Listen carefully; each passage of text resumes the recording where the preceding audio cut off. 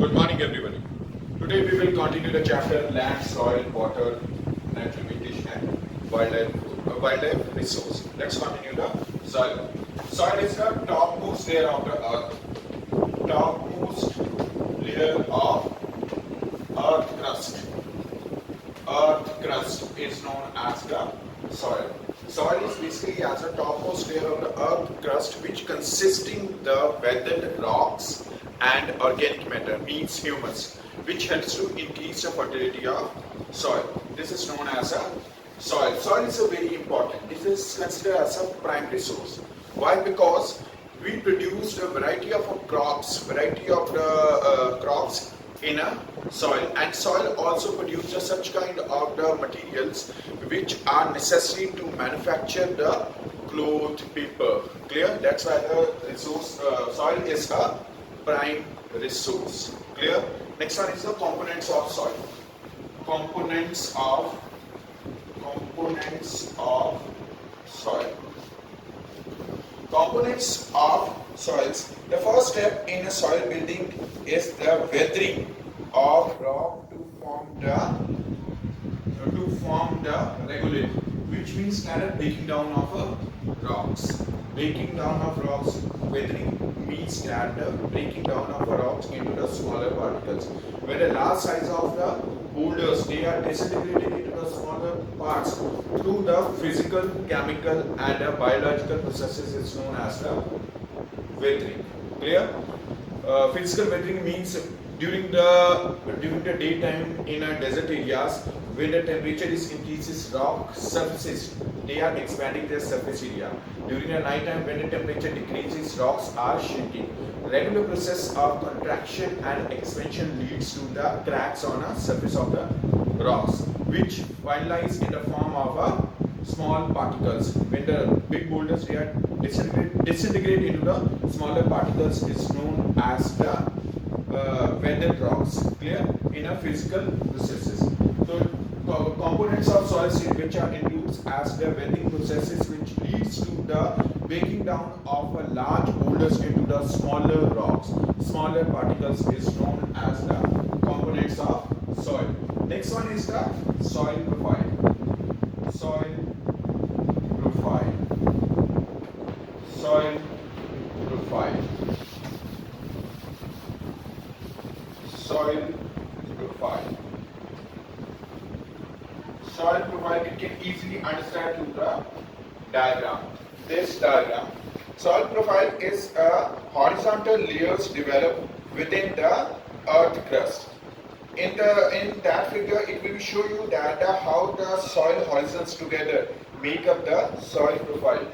Basically, the soil profile is divided into the four parts. This is the crustal part.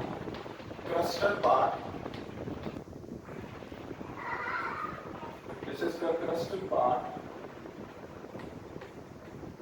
which is known as the A horizon.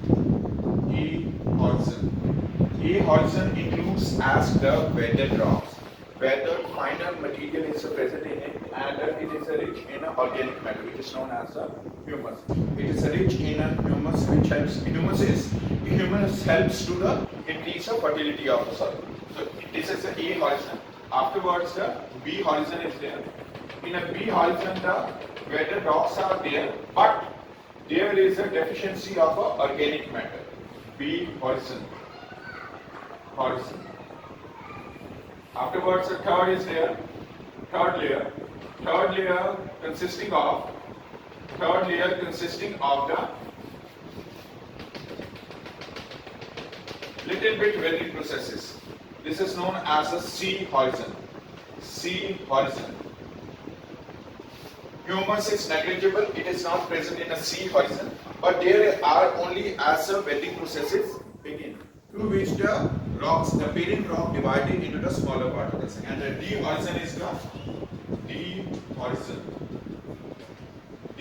horizon, which is comprised of parent rock. Parent rock means that kind of a rock which weathered and helps for the formation of different kinds of soils. For example, when the basaltic rocks, when the igneous rocks, they are disintegrated into the smaller particles. through which the black soils layer came into existence. From the earth crust towards their interior, these four horizons are present, which helps to understand the type of a soil which exists, what is their source, and what kind of the rocks are responsible for their formation. Is that clear? This was the soil profile. Now the next are the factors which are affecting the soil formation.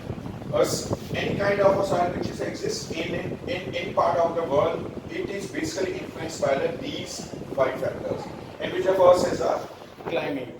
Climate developing the soils which influence the most, in which the temperature and the moisture influence the rate of physical and chemical weathering and determine the rate of soil formation. Decomposition of organic matter in the soil is also influenced by the climate. Next one is the topography. Topography means that the relief and the geological structures, different types of those landforms which exist on Earth, which helps for the formation of different types of soils. For example, in plains the alluvial soils exist, and these alluvial soils these are only found in plains, not in mountainous and plateau regions. So the topography, second factor is the topography. The second factor, topography, is influencing the soil formation. The land in the hilly areas, the soil will be washed down in fast as it forms. Such areas have the thin and immature soils. Such kind of rocky soils, these are less fertile. But as compared to the mountains, in a plains, such kind of sediments which eroded by the river with the river water and they deposited along their banks. Through this, the type of soils they came into existence are known as the alluvial soils. So when the river water it flow along the slopes of the mountains, it erode, transport the material from the mountains and it deposit in their banks in plain areas, through which the alluvial soils they came into existence. Now the third one is a parent rock. Parent rock. It determines the basic characteristics of the soil. The inorganic elements and the minerals that soil contains will be similar to those contained in the parent rock. For example, the basaltic rocks or igneous rocks, when they are decomposed to the weathering processes through which the black soils came into existence. Sedimentary rocks disintegrate and helps for the formation of alluvial soils. So parent rock. Next one is fourth one is organic matter or humus. Organisms such as earthworms are important in aerating the soil as they burrow through it. Roots of plants also aerate the soil while holding it in place, thereby checking soil erosion. So dead and decomposed parts of plants and animals which decompose as naturally way, which helps to increase the fertility of the soil. That is known as humus. Earthworms, they eat as such decomposed part of plants and animals, and their excreta helps to increase the fertility of soil in natural way. Next one, last factor is the time of soil formation. The nature of the soil also depends on the time period for which the parent materials have been exposed to weathering and have supported vegetation. The longer the period a soil has taken to form, the more mature it will be. And soil formation, this process is a slow and steady. As an average, a 1 centimeter thicker layer of a soil required more than 100 years, because weathering processes which happened on a rock surfaces, these are not occur in a sudden way. They are regularly occur on such rock structures throughout the year, longer duration of time, through which the soils layer came into existence. These are the major factors which are influencing the soil formation. Clear? Okay, next one is the soil erosion. Next topic is under the soil resource is the soil erosion.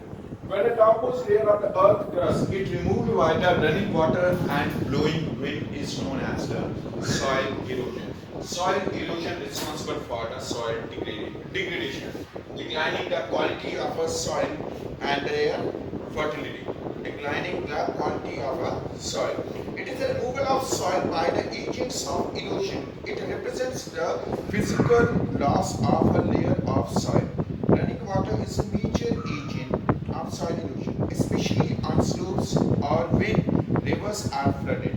Wind is also a powerful erosion agent as it erodes soil which is dry, loose and with no cover. And basically the erosion, soil degradation is subdivided to these following reasons. First one is the commercialization of agriculture. Our present agriculture is a fully commercialized, in which we emphasize over the use of XI-XII seeds, hiding varieties of seeds, fertilizers, insecticides, pesticides, and modern techniques of farming, through which the excessive agriculture practices it can be possible and a maximum we can obtain from the soils. So because of excessive use of fertilizers, our soils they are sustained on these fertilizers. If we start to reduce the percentage of these fertilizers, then soils are not capable to produce as such. It will be impact in the form of a low production. Clear? Commercialization of agriculture is the first factor which is responsible for the soil erosion. Second one is the deforestation. Deforestation. As per the increasing population of the world, population require the settlements for their habitation, and a settlement that kind of population also needs a food. Such kind of a necessity of a food obtained from agriculture and a land under the agriculture reducing day by day. To increase the area under the agriculture, it can only be possible through the deforestation, cutting of trees.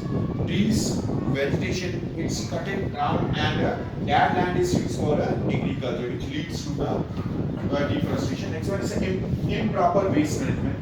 Our modern cities, our metropolitan modern cities, all the cities, they are discharging the huge quantities of garbage. That kind of a solid waste is not properly treated. It's dumped in open areas, in open spaces, which leads to the declining the quality of a soil. Clear? Next one, fourth one is overgrazing. Due to the deficiency of a fodder, such deficiency of fodder is complete to the agriculture remains or either grazing of animals in open areas. When animals they are grazing in open lands, which leads to the soil erosion. It leads to the soil erosion. But from these methods of these soil erosion, we can be focused from it. There are the methodologies are there. There are the methodologies to which we can protect, we can conserve the soil resource. We can conserve the soil resource. Soil conservation. So the next one is the soil conservation. Conservation of a soil, protection of a soil from the further erosion or degradation. In which the first is a stubble mulching. It means that after it is a farming practice in which after the harvesting of a crop, whatever the remains, husk which has remained on agriculture fields, it should be as a mix in a soil through which the naturally soil can regain the fertility. Clear? This is the first one. Second one is a contour plowing. Contour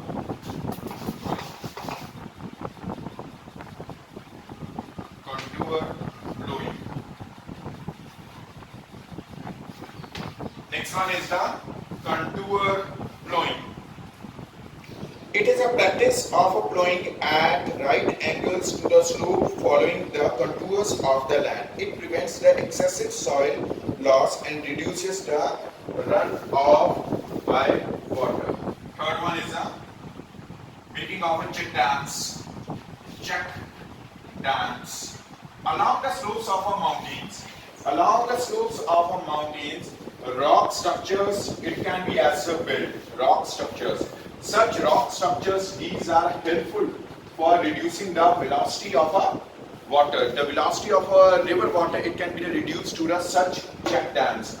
Clear? If the velocity, it will be as a lesser when if the river, it will be flow along the steep sided slopes of a mountains in a slower way, then the soil erosion, it will be lesser up. Clear? Next one.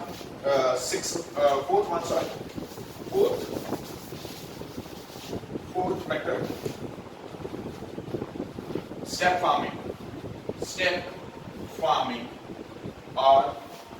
terrace farming. Terraced farming, both are the same. Terrace farming means along the slopes of a mountains, we have to cut the slope of a mountain into as the steps. These steps, it will reduce the process of a soil erosion, and as such steps which will be as a make along the slopes of a mountains, it can be utilized for the farming practices, for the agricultural practices. Otherwise, agriculture is not possible along the steep sided slopes of mountains. It can only be possible in those steps which can make to the cutting of a slope, steep sided slope of a mountain. So both one is a step farming or a terraced farming. Next one, fifth is a fallowing. Fallowing means sometimes when land loses their fertility, when land starts to reduce the production, under such circumstances the land is not utilized for a certain period of time. This process is known as the fallow land. Clear? Sometimes when the land loses their fertility, to regain the fertility of a soil as natural in way, land is still unused. This process is known as a fallow. Fallow lands are out of two types. There are two types of a fallow land. One is the current fallow land. Current fallow land means the one agriculture season for the production of one crop is not happen on that particular soil, on that particular agriculture field, or either throughout the year, 1 year. This is known as a current fallow land. The second one is a permanent fallow land. When the land still not utilized from 2 to 5 years continuously under the production. Under such circumstances, through the plantations, land increase their fertility to the dead and decomposed parts of plants and animals. Next one, sixth one is the ban on shifting cultivation. After the independence of India, Government of India, it banned on a shifting cultivation, under which the tribals, they shifted one place to another for the search of agricultural land, for the search of fertile lands. Why? Because when the land loses their fertility, they displace from the other areas. They shift towards the other areas for the search of fertile lands. So this practice now presently is a ban in our country because the shifting cultivation leads to the deforestation. Is that clear? So all these were the methodologies through which soil can be protected from the degradation. This was our soil resource. Clear?